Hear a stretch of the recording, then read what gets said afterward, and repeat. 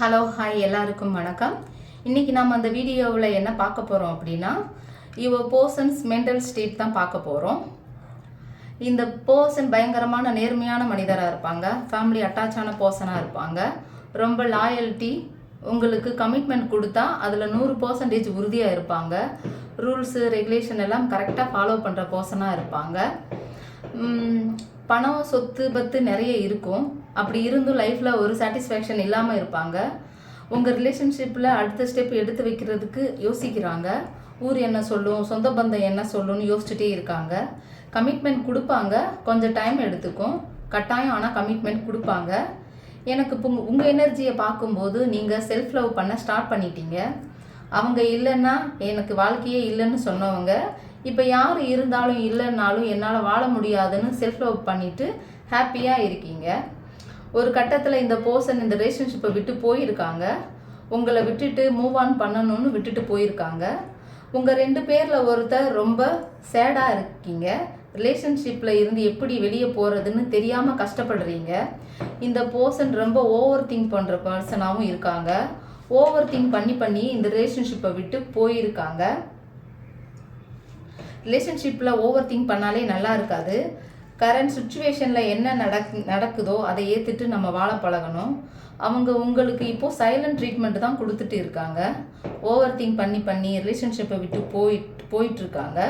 ரிலேஷன்ஷிப்பில் விட்டுட்டு போய் ஒரு 8 மந்த் இருக்கலாம், இல்லை 8 வீக்காக கூட இருக்கலாம், இல்லை 8 டேஸாக கூட இருக்கலாம்.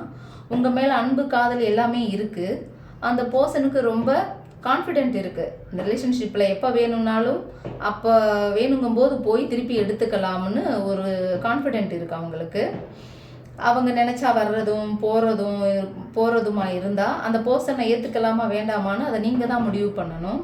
ஆனால் இந்த பர்சன் ஓவர் திங்க் பண்ணி எல்லா தப்பையும் அவங்க பண்ணிவிட்டு பழியெல்லாம் நம்ம மேலே திருப்பி விட்டுருவாங்க. ரிலேஷன்ஷிப்பில் ஓவர் திங்க் பண்ணி ரிலேஷன்ஷிப்பை விட்டு போயிட்டு ஏதோ நாம் தப்பு பண்ண மாதிரி தான், நம்ம தப்பு பண்ணிவிட்டு அவங்க போன மாதிரி தான் பழி போட்டுருவாங்க. நீங்களே ஒரு காலோ மெசேஜோ பண்ணால் கூட உங்களையும் குறை சொல்லுவாங்க. நீங்களாம் வரட்டும்னு அவங்க இருக்காங்க. இதுக்கு முன்னாடி இந்த ரிலேஷன்ஷிப்பில் உங்கள் 2 பேருக்குமே ஒரு பேலன்ஸ் இல்லாமல் இருந்திருக்கு. இப்போ உங்கள் 2 பேரில் ஒருத்தர் ரொம்ப எமோஷனலாக இருப்பாங்க, ஒருத்தர் ப்ராக்டிக்கலாக இருப்பாங்க. அப்போ 2 பேருக்கும் பேலன்ஸ் இல்லாமல் இருந்திருக்கு. இதில் நீங்கள் அந்த பர்சனை நினச்சி எப்பவும் அழுதுகிட்டே இருந்திருப்பீங்க. அவங்க ஜல்லிக்கட்டு காலம் மாதிரி தெரிஞ்சிட்டு இருந்திருப்பாங்க. உங்களுக்கு பேலன்ஸ் வரணும்னா நீங்களும் ப்ராக்டிக்கலாக மாறணும், நீங்களும் செல்ஃபிஷாக மாறணும். இப்போ நமக்கு டெம்பரஸ் கார்டு வந்திருக்கு. இந்த கார்டு வந்தாலே ஒரு மேஜிக்கல் மிராக்கல் நம்ம லைஃப்பில் கண்டிப்பாக நடக்கும். டிவைன் ஏஞ்சல்ஸ் எல்லாம் சப்போர்ட் இருக்கும்னு அர்த்தம். இந்த கார்டு வந்தாலே நீங்கள் என்ன பண்ணணும்னா நீங்கள் எமோஷனலாக மாறணும். இந்த ரிலேஷன்ஷிப்பில் ஒரு செப்பரேஷனை ஏற்படுத்தி உங்களையும் அவங்களையும் ஈக்குவலாக மாற்றும். ஆனால் டைம் எடுத்துக்கும். யூனிவர்ஸ் உங்களை பவர்ஃபுல்லாக மாற்றுறதுக்கு டைம் எடுத்துக்கும். அந்த மாதிரி வரக்கூடிய ஒரு டைமில் அவங்களும் எமோஷ்னலாக மாறுவாங்க. யூனிவர்ஸ் உங்களை எப்படியாச்சும் மாற்றிடும். நம்மளாம் இப்படி மாறணும்னு நமக்கே ஆச்சரியம் வர அளவுக்கு மாற்றிடும். யூனிவர்ஸ் சில சுச்சுவேஷனை கொடுத்து சில ட்ராமாஸ் கொடுத்து நம்மளை மாற்றிடுவாங்க. இந்த டைமில் சில சைன் பார்ப்போம். அவங்க நம்மளை மறக்கலைன்றதுக்கு அடையாளமாக ஒயிட் கலர் ஃபெதர் பார்ப்போம், மயில் பார்ப்போம், ஏஞ்சல்ஸ் நம்பர் பார்ப்போம், டேரா கார்டு பார்ப்போம். அவங்க நேம் அடிக்கடி நம்ம கண்ணில் படும். இதெல்லாம் காட்டி அவங்க நம்ம கூட தான் இருக்காங்கன்னு நமக்கு யூனிவர்ஸ் நம்மளை க்ரோம் பண்ணிக்கிட்டே இருப்பாங்க. இந்த டிவைன் நம்மளையும் திருத்தி அவங்க லைஃப்பில் என்ன நடக்குதுன்னு நமக்கு காமிச்சிக்கிட்டே இருப்பாங்க. நீ திருந்து, அவன் உன்னை விட்டுட்டு எங்கேயும் போகலைன்னு நமக்கு உணர்த்திக்கிட்டே இருப்பாங்க. இப்போ ரிலேஷன்ஷிப்பில் ஒன்றுமே இல்லாத மாதிரி இருக்கும். ஆனால் யூனிவர்ஸ் நமக்கு சைலண்டெல்லாம் காட்டிக்கிட்டே இருப்பாங்க. அவங்களுக்கு பிடிச்ச சாங் கேட்போம், அவங்க மாதிரியே யாராச்சும் பார்ப்போம். ஒரு அம்மா நமக்கு கற்றுக் கொடுக்குற மாதிரி இந்த யூனிவர்ஸ் நமக்கு பாடம் கற்றுக் கொடுப்பாங்க.